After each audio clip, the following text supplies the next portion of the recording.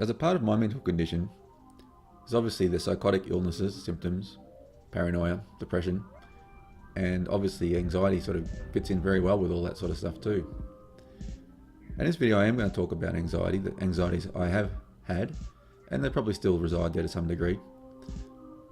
And I'm going to talk about ways that I've found to overcome some of these anxieties, or at least lessen them. Although I do feel a lot of them have dissolved almost completely. So I'm going to run through some of my own personal anxieties, and as many anxieties people can have. So looking at a rough list of anxieties that I have had over time, let's look at number one. I often had a fear of losing loved ones, especially when I was living with my wife, my partner, and I had a tremendous fear that if she died, I wouldn't cope. The fear and anxiety of that was so debilitating sometimes that I would just cry. Even driving the car, I would cry, and I didn't really understand it, but looking back at it now, I can really see how deeply that was affecting me. The thing is, I never really confronted why I had such a fear of that. And I think that happens with a lot of us, that we say, I don't like this or I fear this, but we never really go into any kind of deep analysis of that. And I'll come back to all that in a moment. Another fear of mine was to become homeless. Now, I've always rented my life. I've never owned a home. And I'm sure if I worked very, very hard, I could, but I also am aware of my limitations in terms of stress with working an awful lot. So I prefer to say rent rather than, make my mental illness worse by killing myself to do what I think I should be doing in terms of society, everybody buying houses. And I mean, that's a whole nother thing as well, how I came about, sort of rejecting that worry about that. But one of the ways I sort of did was I really, really thought about it using a type of philosophy, which I'll talk about later in the video. And I really just put my mind into that state as much as possible to really take it through. Think, hey, imagine this happened, then what, then what, then what?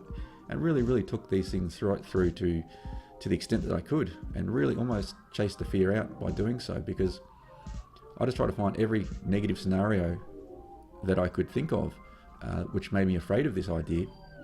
And I'm not saying that being homeless is an ideal thing at all. I'm not suggesting that at all, and I'm not saying it would necessarily be easy. And I think it would be very hard, actually. The difference is that I came to accept that if that was the case, then what was I going to do about it? I was going to be in that situation, and the only thing I could really do is change the way I looked at it. I often had fear too of someone breaking into the house and attacking me. Often I'd hear sounds too outside, especially when I moved into the house I'm currently in, because it's surrounded by trees and there's a lot of scraping of the branches on the roof and windows. There's possums running across the roof. There's all sorts of noises. Some of them I don't even know what they are, even to today. And what I did was, as a way to, what I thought would be helpful, was I put security sensors around the property. Those laser ones that when someone walks through it sends off a little signal in the house. The only problem with doing that was I found that I actually became more paranoid and more anxious, because those things were often set off accidentally by the wind when it was a windy day, an animal running past them. Often they would just go off anyway, because some of them were a bit faulty. I mean, they were cheap things, so you couldn't expect too much. But what I found was that in the middle of the night, the sensor would be going off. It would be going off all the time. And particularly worrying was during the night, because then I would get very paranoid. And I'd think someone was out in the backyard breaking in. And I'd set up all these things in my head about what would happen.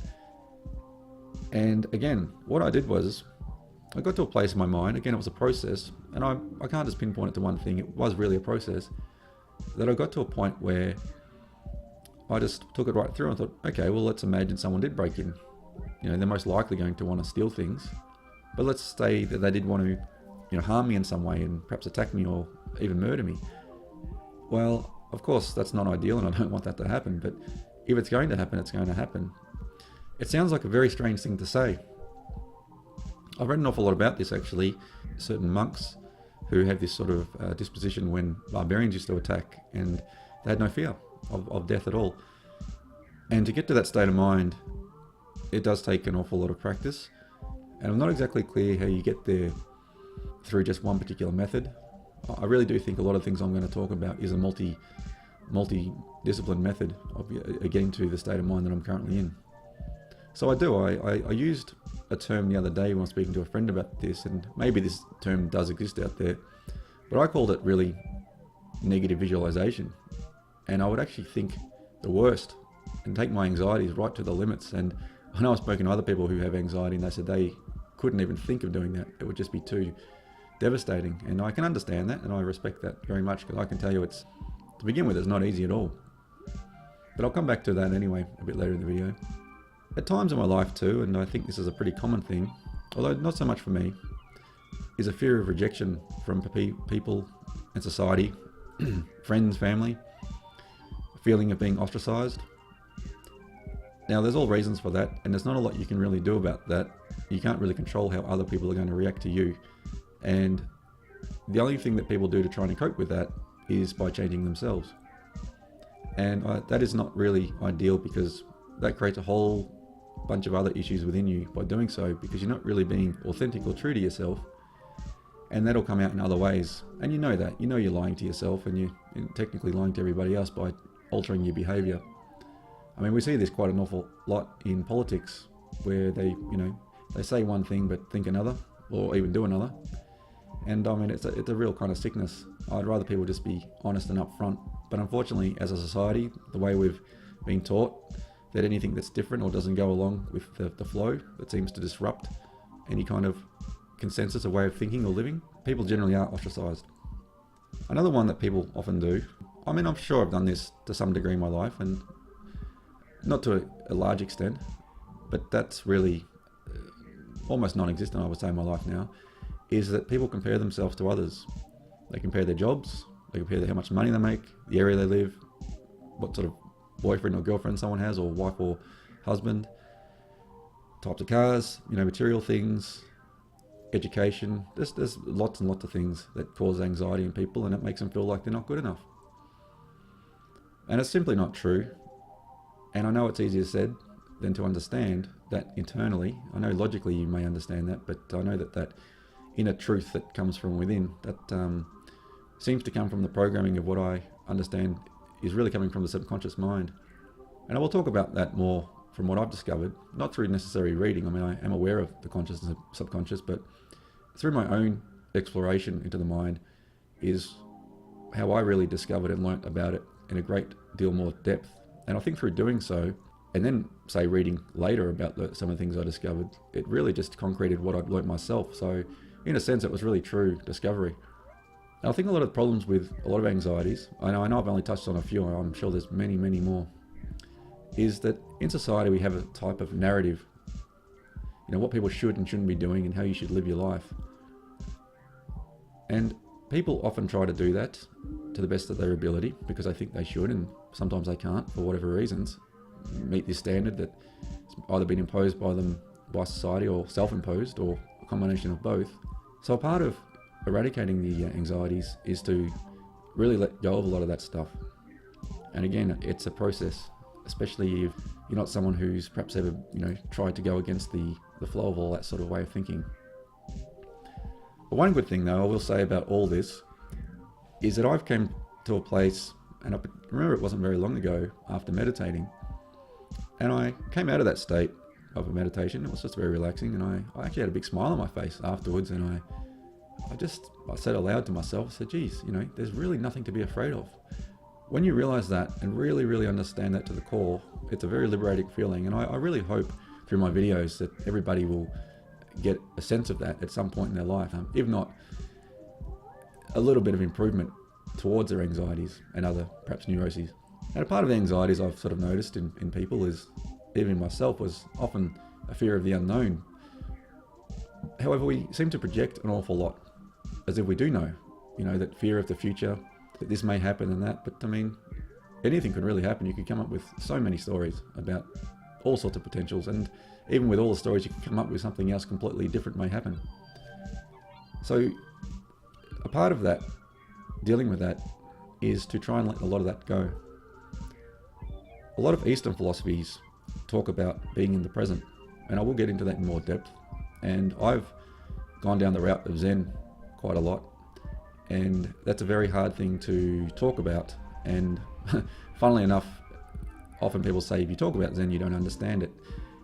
And I understand that in a sense. And there are some things you can say, but if you really want to understand Zen, and I will get into it at some point, it's not really something that you can be shown through words.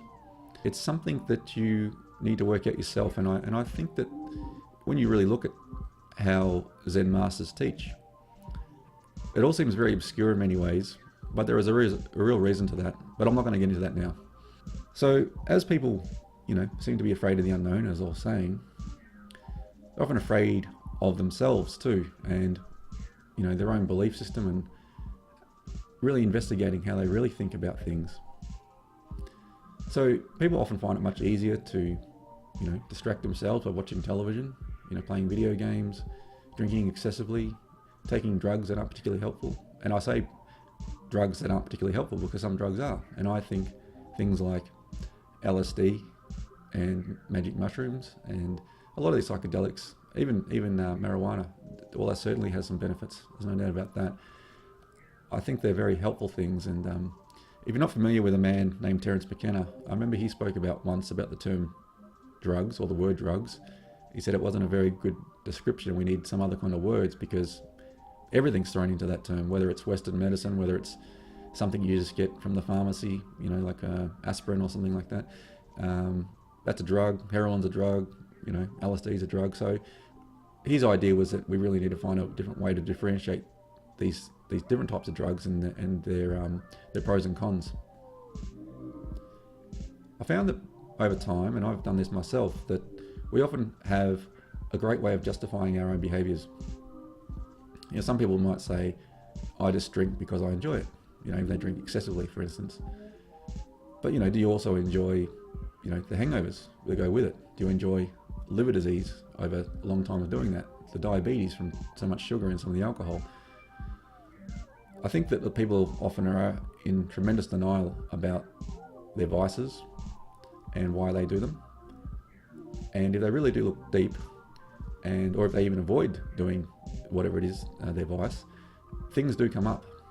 And this is the thing, by silence, it's a very hard thing for a lot of people. That's why people often turn on the television, they hop in the car, they turn on the music or the radio straight away. They're constantly looking for someone to keep them company. They just cannot be by themselves. And that is a real problem. But it's also something that needs to be addressed if you really want to get better. And I know it's not easy because it's very easy to be distracted in society. So trying to escape from yourself is very, very hard, and you're really not going to get anywhere. And that's why people do use all these various excessive vices or addictions, but you're not really getting anywhere doing that. The first step really, I think, to gain some control is to be honest and recognize your fears. You could do that by writing them down, and I think writing things down is a very good thing because I find writing actually really clarifies my own thoughts, because things are swirling around in my mind, and if I don't put them down, I might lose some good thoughts, or I might not really clarify what I really am thinking or feeling. And I know it's very hard to confront yourself, especially if you've come from an area of abuse, whether it's emotional, physical, sexual, or all of those, and you may be suffering from trauma from that. So I'm well aware of how hard it will be to go down this route. Through some therapies, with psychologists, for instance, cognitive behavioural therapy is one, and I know dialectical behavioural therapy is something that some people find very, very hard when they have certain conditions, and they do find it very hard and they want to run away. And that's normal, that's okay. You don't feel bad about any of those things. It's going to be normal to feel lots of pain. Unfortunately, I think personally that the only way to get the healing is to feel the pain too, because I've certainly gone through an awful lot of pain over the last year through doing this, and it's gotten better over time. And as I've used the word many times before, I feel I've gotten some sovereignty over some of my neuroses now, and I'm certainly not cured. It's all just under the surface, I know that. However, I seem to have slightly upper hand on it. But I do still get depression, I still get all sorts of things, but they don't seem to be as intense anymore. And even the last depression I had, which I only just got over, even just a few days ago, it just got better. It was a particularly heavy one in terms of physically limiting my abilities, which some depressions are like. But however, my headspace was somewhat different. It was cloudy and stuff. It was very foggy in my mind, but I don't know, I could really notice the change in what I've been doing over this last year. It seemed to have some improvement. So what I've realized is that a lot of these issues that we have, we try and look at our lives or go through our lives thinking we're really living out of our conscious minds, but I've really delved deep into the subconscious, and it's a really weird sort of programming which doesn't really make an awful lot of sense. But it is a program, and we need to alter that often, and we need to get back onto a right kind of path. And I've done a video on this about an analogy to do with going from one destination to another, and I'll put the link in the comments section, which you can go straight to, which may paint a better picture about what I'm talking about here. But if you do sort of suppress your anxieties and all your different neuroses of different kinds, your subconscious still knows about it. Although you consciously think you're blocking it out, your subconscious is still functioning with that program. So it will come out in other ways. You may find that you have some physical ailments. We know that things that I'm talking about now, for instance, anxiety, and depression, all those sort of things are really, when I've looked down, that's really where the core of them are coming from. So they need to be addressed. Your subconscious will not do anything different until you get in there and start to change it. And that's what I've been working on, is how to go about doing that.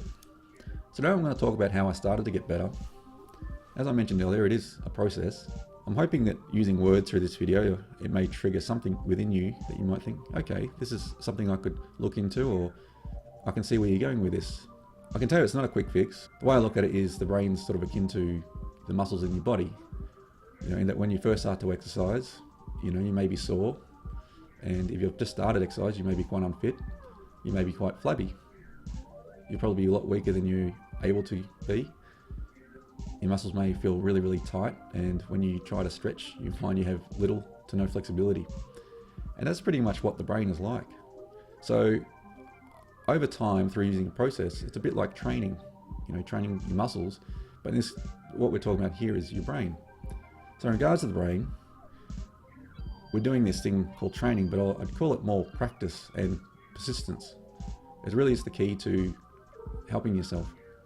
And that is the other thing too, is it's self-help, literally self-help, not running to a book called self-help. It's literally helping yourself. I think you really do have the answers to your problems, and there are methods and tools to try to help you with that.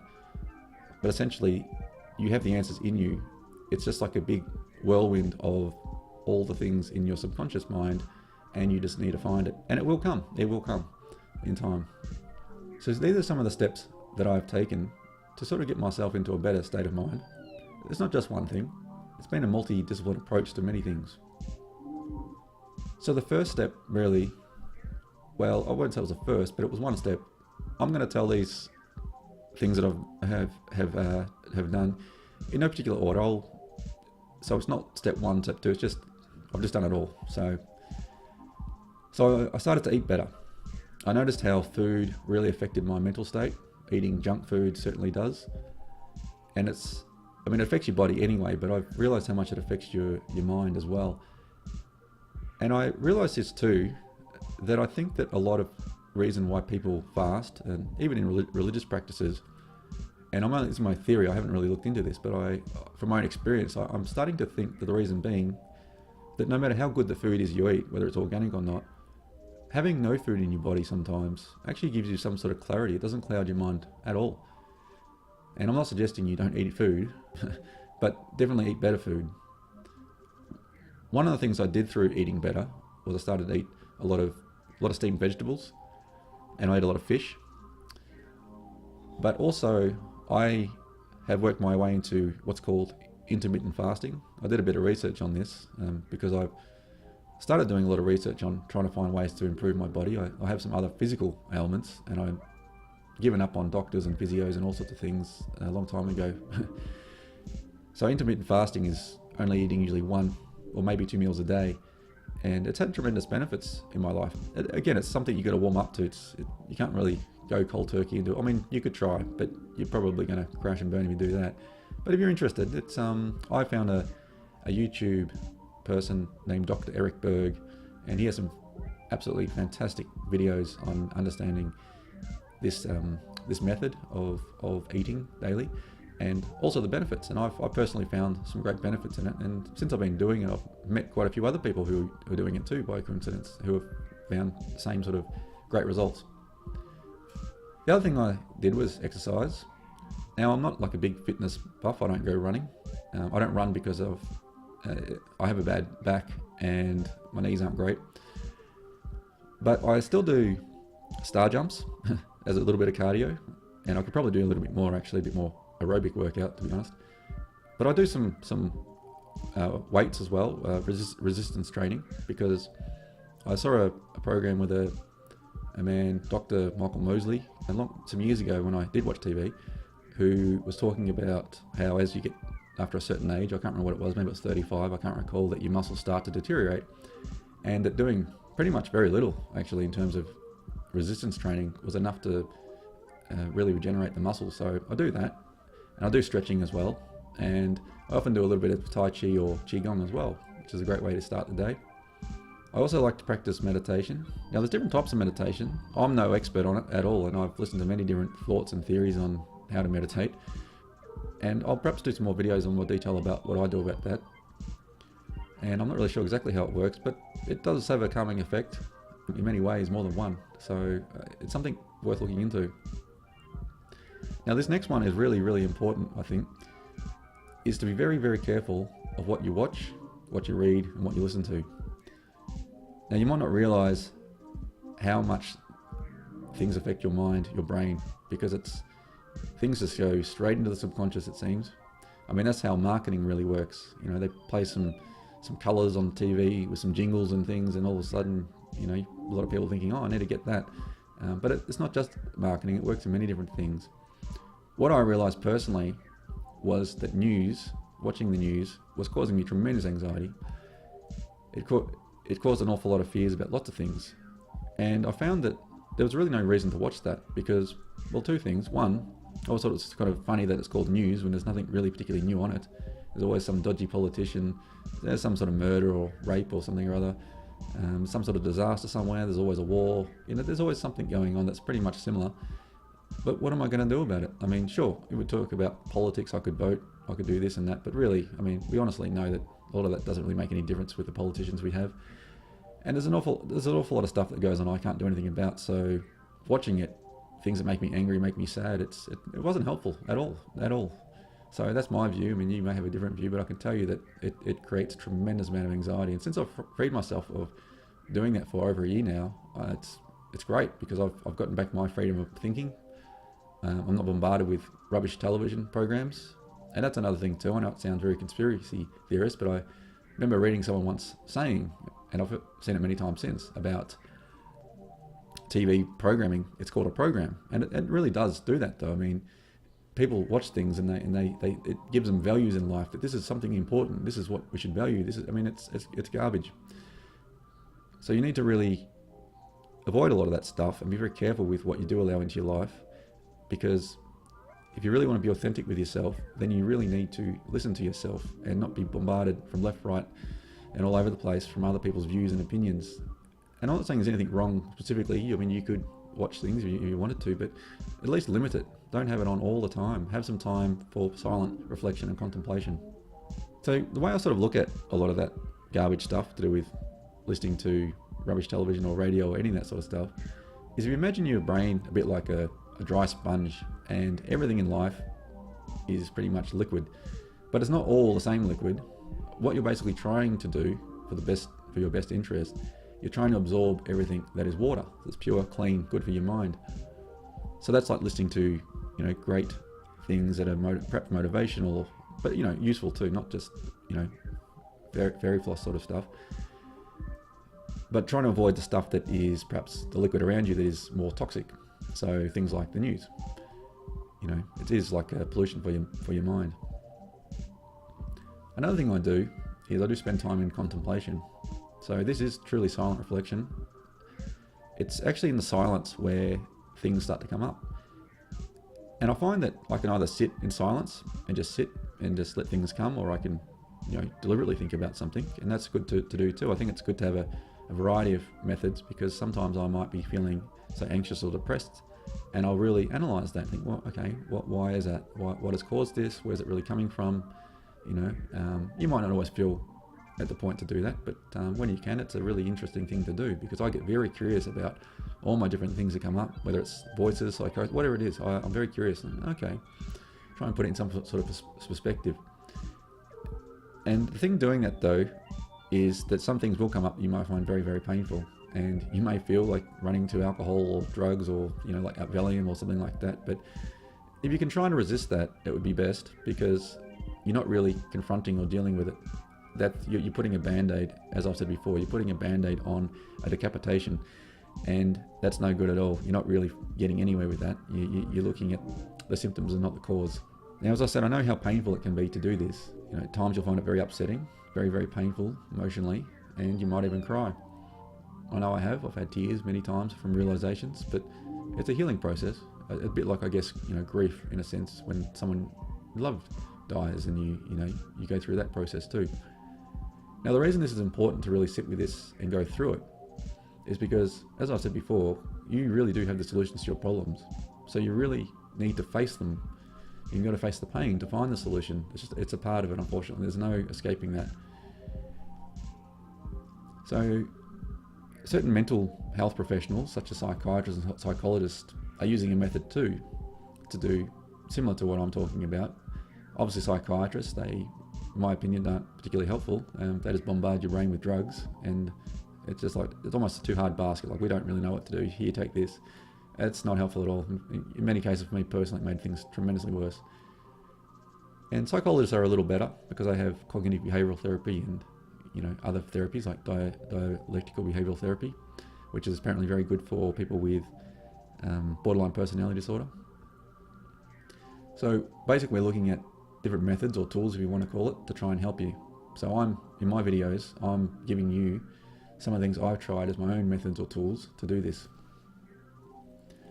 So now, talking about philosophy, I'll start you off easy, because there's all different types of philosophies out there that can be helpful, and some can be not helpful at all, to be honest. And I'll probably talk about that in another video too, some to perhaps stay away from, at least when you're in a certain state of mind.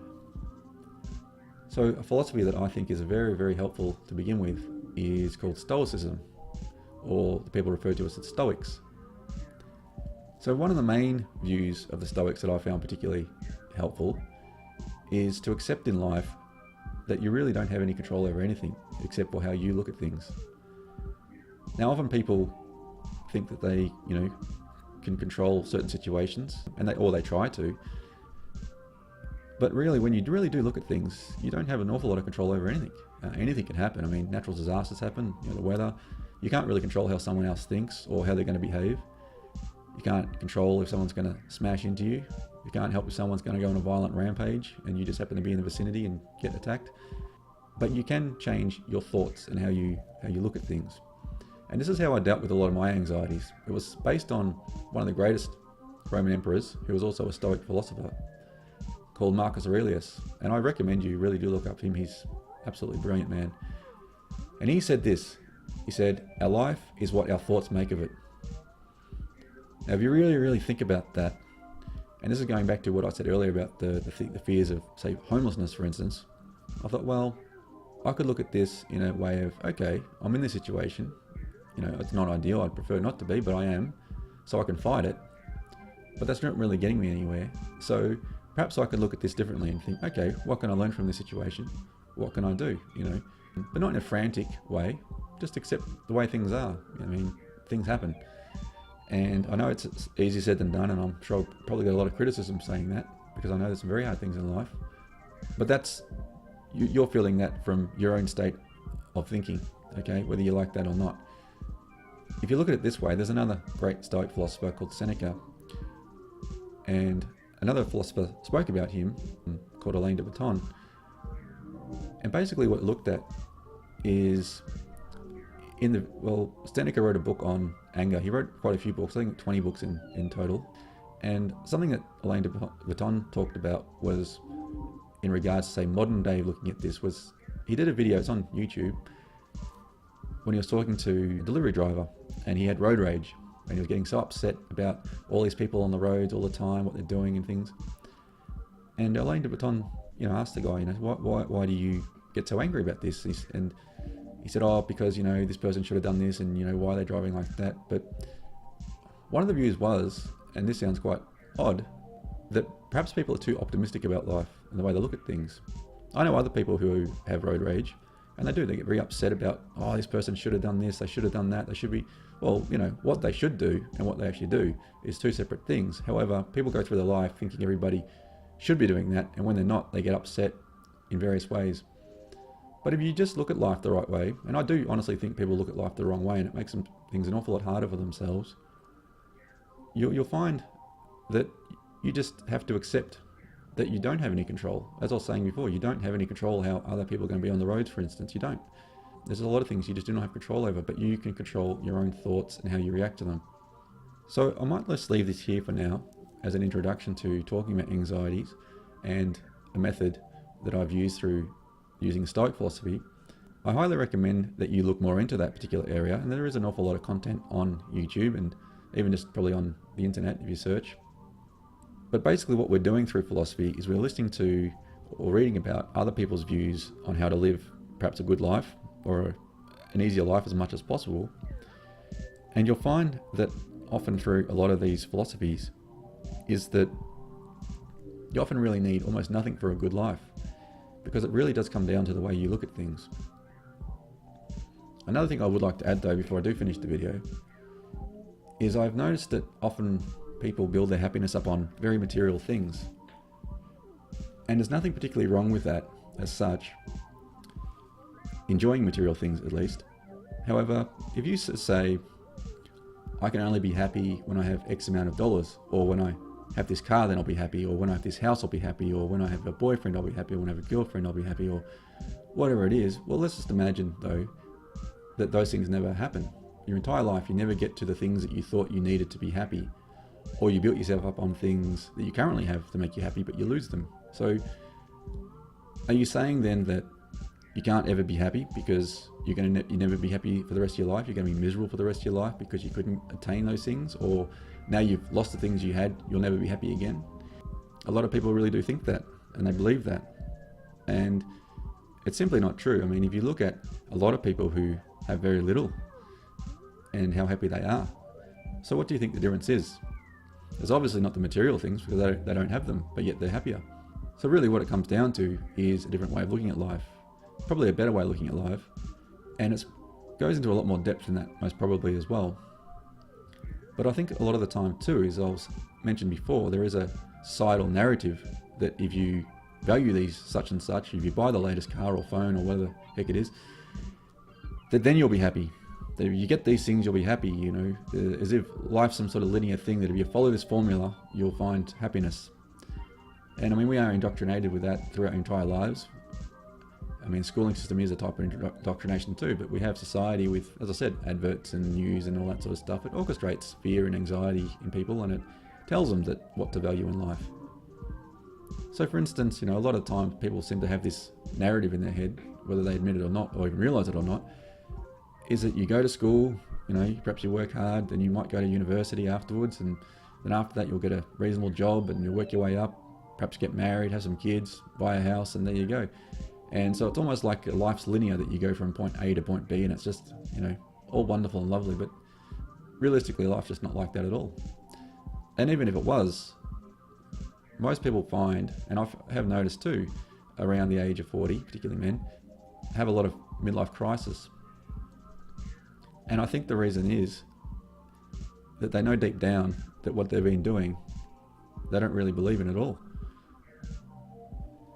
And then they start to have a crisis about it, because they think, what am I doing? I don't really want this, I don't need this, I've got the money now, but I'm not happy even though I have the money that I thought I wanted, or the job I thought I wanted, or all these sort of things.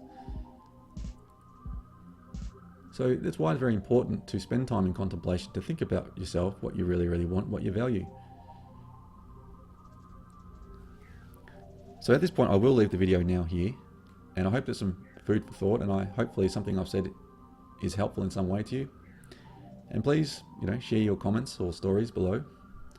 And I really hope through these videos that I really am going to help some people.